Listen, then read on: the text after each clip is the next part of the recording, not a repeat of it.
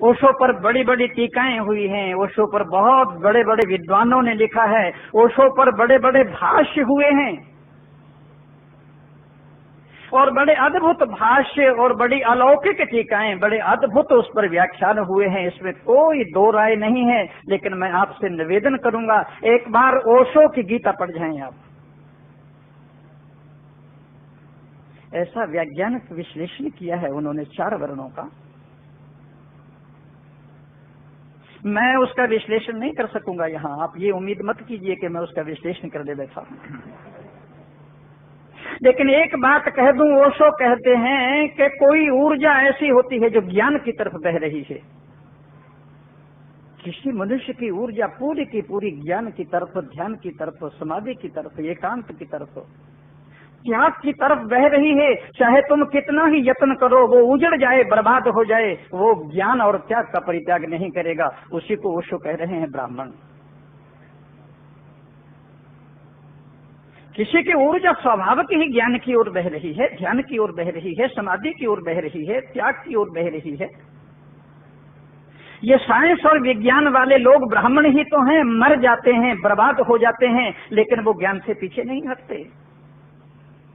तो जो कह रहे हैं ये ज्ञान की तरफ बहने वाली ऊर्जा है, और एक ऊर्जा वो है जो शक्ति की ओर बहती है। वो शक्ति को इकट्ठा करने के लिए सारा बल और सारी बुद्धि और सारा दिमाग लगा देते हैं। इसी सिलसिले में भगवान श्री कृष्ण ने ये श्लोक अर्जुन से कहा था।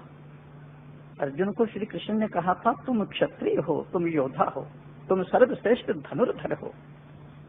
आज तक तुमने जितनी तपस्याएं की हैं, जितनी साधनाएं की हैं, आज तक जितनी तुमने मनौतियां मनाई हैं, वो शक्ति के लिए, बल के लिए मनाई हैं, और उसको आज एक ही झटके से छोड़कर तुम संन्यास की बात करने लगे हो।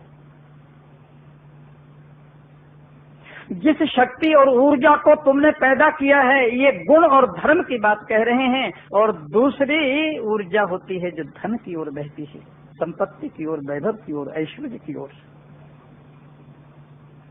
वैश्य की ऊर्जा है ये। क्षत्रिय वैश्य शूद्र, शूद्र का कोई मतलब नहीं है। सेवा की ओर, सत्कार की ओर, संगठन की ओर, श्रम की ओर एक ऊर्जा बह रही है।